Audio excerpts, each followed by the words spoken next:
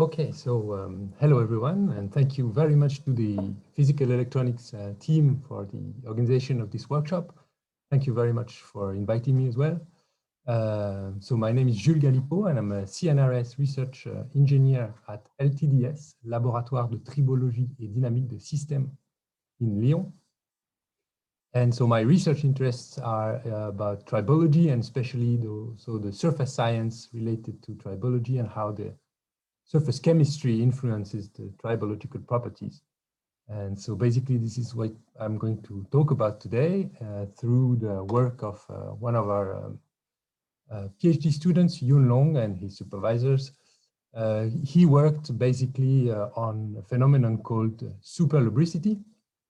And so what I'm going to show you is type of investigations we made in different types of environment under UHV and lubrication. But first of all, I want to do a quick reminder of the notions surrounding tribology for those of you who don't really know what's that about.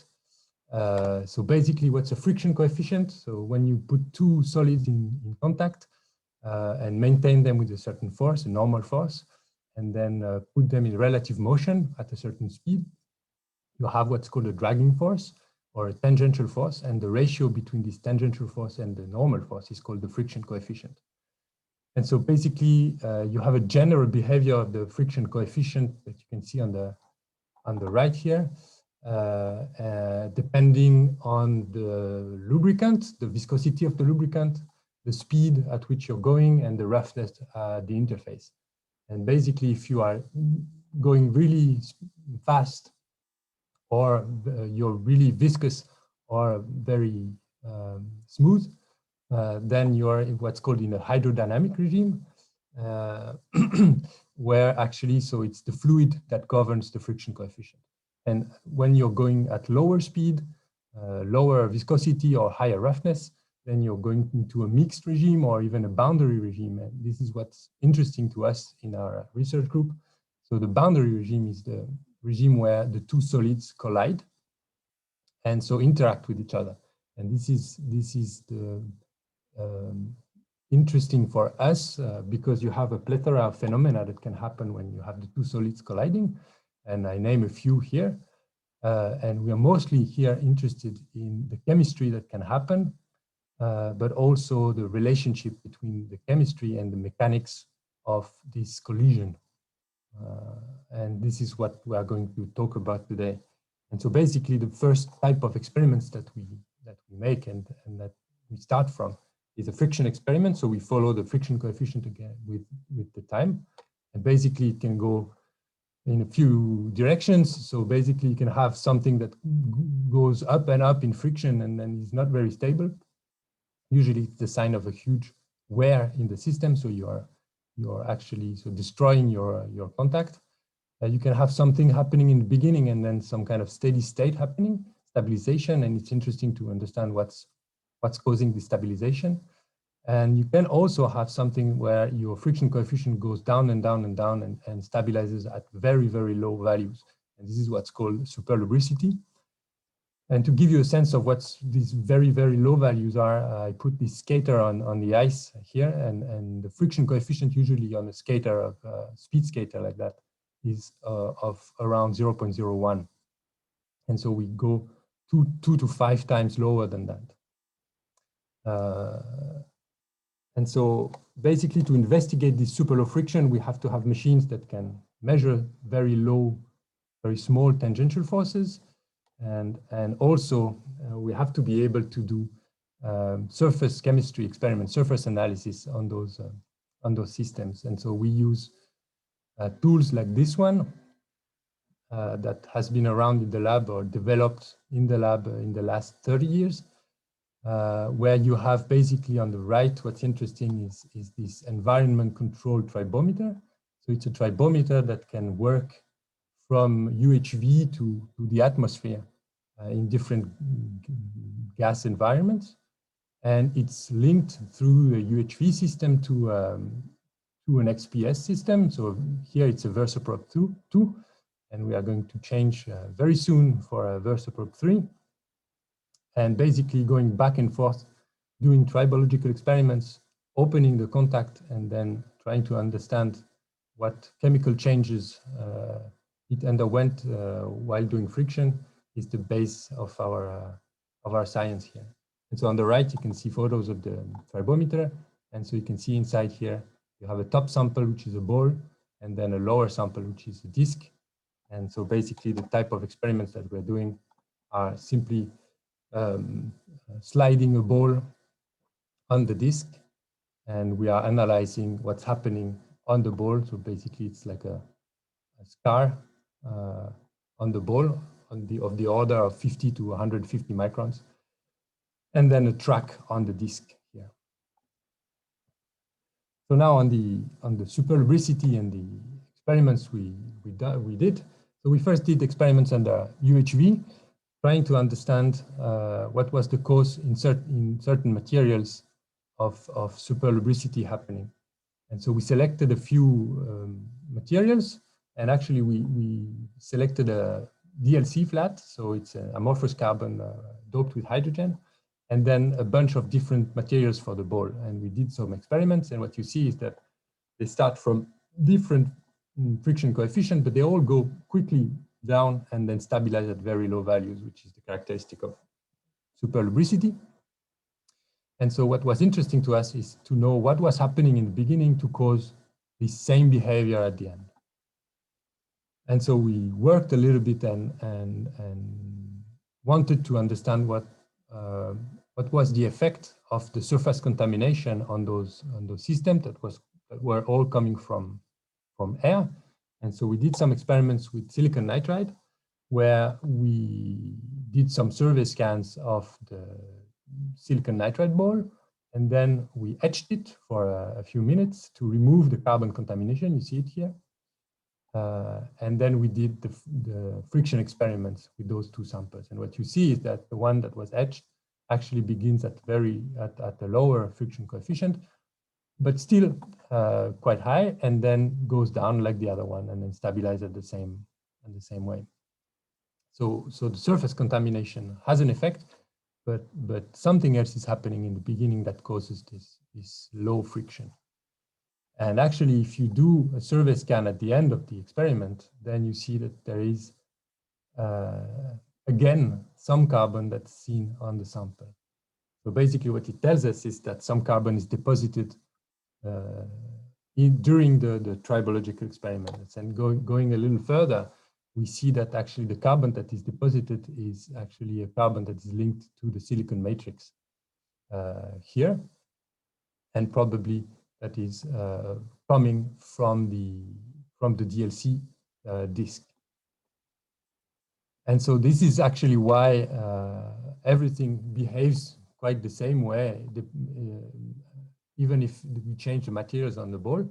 It's because we end up after a few cycles with a contact that looks like actually carbon on carbon, because you have a carbon that is, the carbon is transferred to the counterpart, and then you end up with an interface that is carbon on carbon. And then we've shown in a few years back that actually if you have hydrogenated carbon against hydrogenated carbon under vacuum, then you have a good recipe for super lubricity.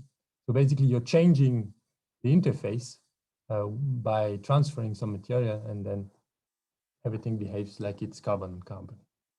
So this was the study that we did under vacuum, and then we went to a little more complexification of the system, and we tried to understand the phenomena of super lubricity with lubricated contacts with glycerol. So first we were interested in steel and DLC contacts. And so here the friction experiments, so we chose either steel or TAC for a ball, and then same for the flat. And what we see is actually quite interesting. So if you use DLC on DLC, it's not behaving exactly like under vacuum, because the TAC against TAC, you see that the friction stabilizes, but at quite high friction coefficients.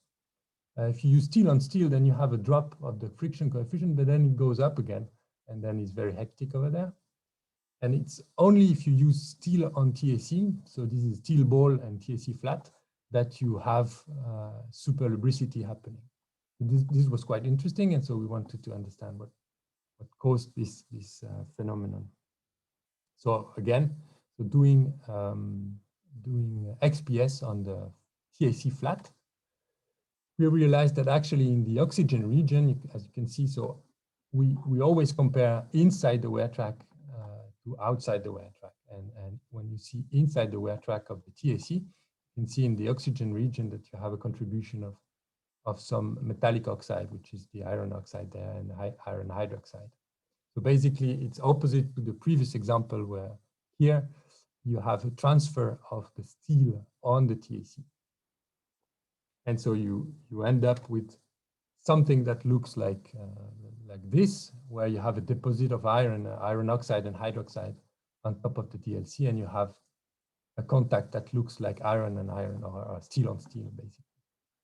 But you are going to to tell me that steel on steel doesn't work nearly as well as steel on TAC. So it's not only the chemistry, or the chemistry, either the chemistry is a little bit different, or there is something else happening that prevents the steel on steel contact to work as well as steel TLC contact. And so we went a little further and we studied the surfaces.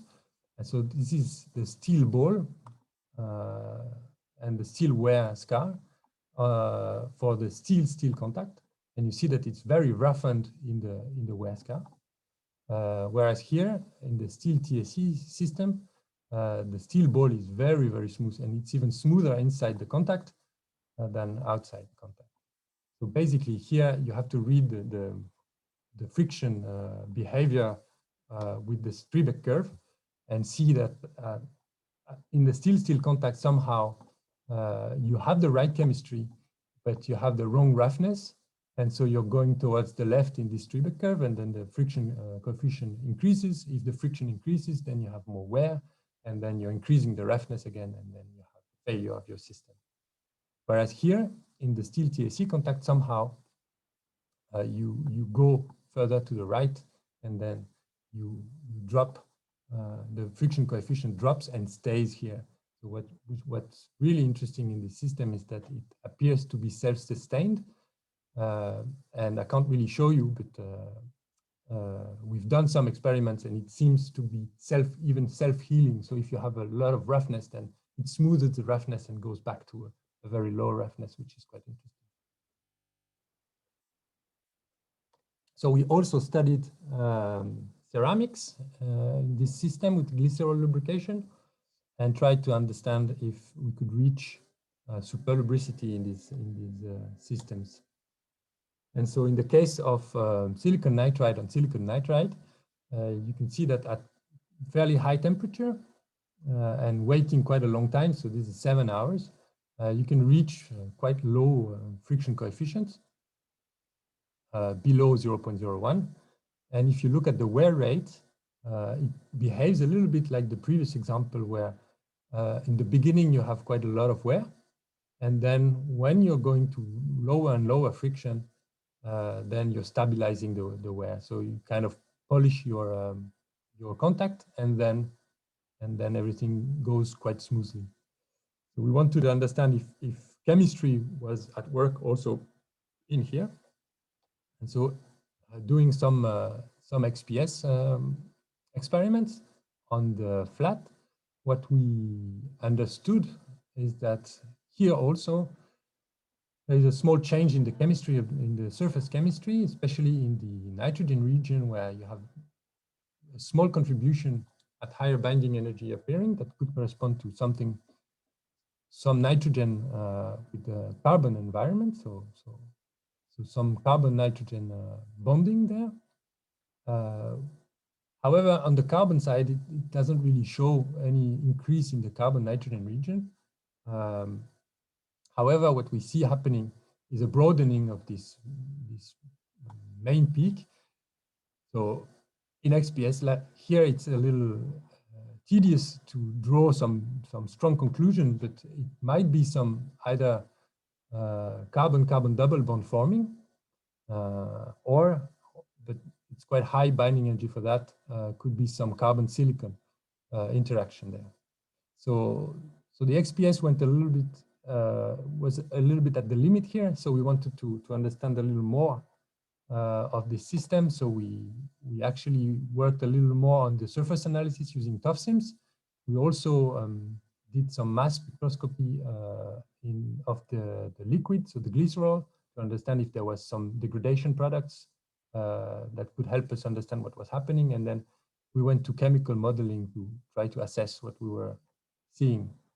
So looking at the TOF-SIMS, it quite confirmed what we saw on XPS, which is that there is some carbon nitrogen compounds forming.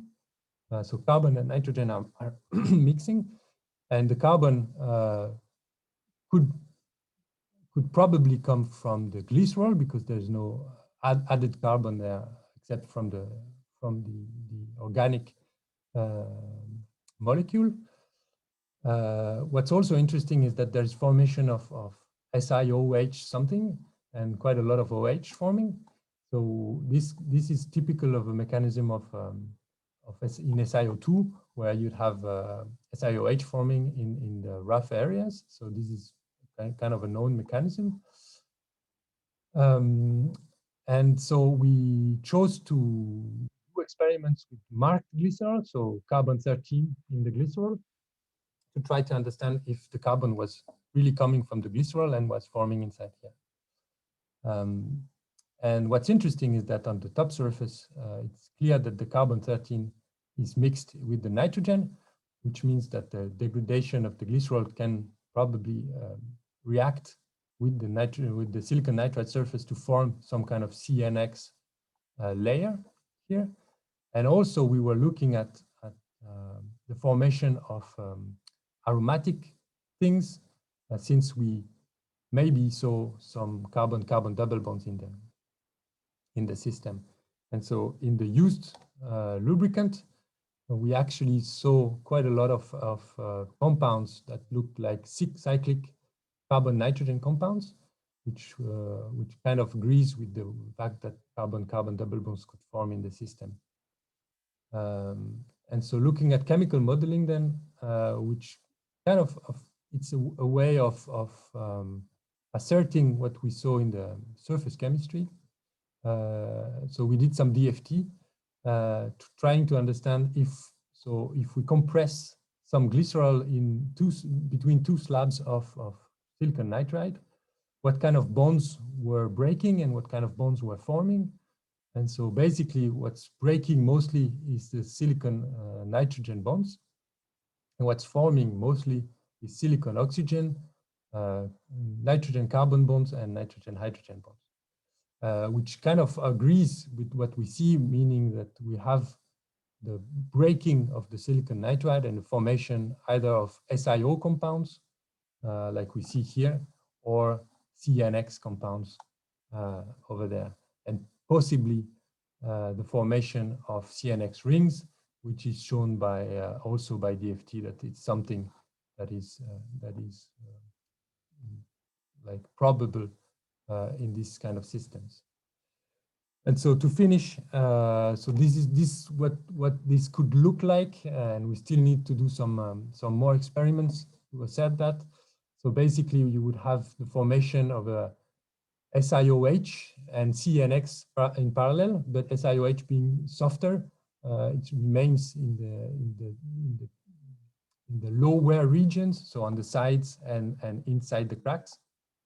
And then you have the formation of a CNX layer that is possibly graphitized or aromatic, which would explain the superlubricity, because it was shown that 2D materials were really, really helpful to reach very low friction coefficient, whereas carbon nitride wasn't that good at performing with the glycerol.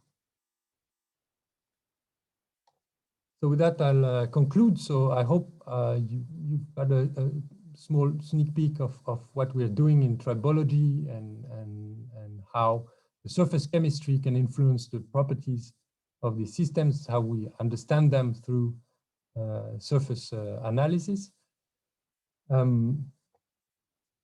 Of course, we couldn't do any of this without these tools, and we can't really do operando studies of these systems because solid against solid to extract electrons, it's a little bit difficult. But we managed to do some kind of in situ analysis, and this helps us a lot. We also improved and are going to improve our systems to be even more efficient. So basically, you've seen that we're working quite a lot with carbon and hydrogenated carbon. So we are going to install soon an electron gun to be able to do AES and possibly reels in the system. I told you that we are switching for reversible 3. We're also improving the tribological part to be able even more precise, and also adding some analysis tools in there. So in UHV, you can do mass spectrometry to analyze the degradation products of the contact, which is quite interesting. We also rely on other types of techniques, which I didn't talk about. We are using a lot of Raman spectroscopy, in situ Raman spectroscopy, and TEM to understand those systems. So with that, I'd like to thank you very much. And of course, I'm open to all the questions you would have. Thank you very much.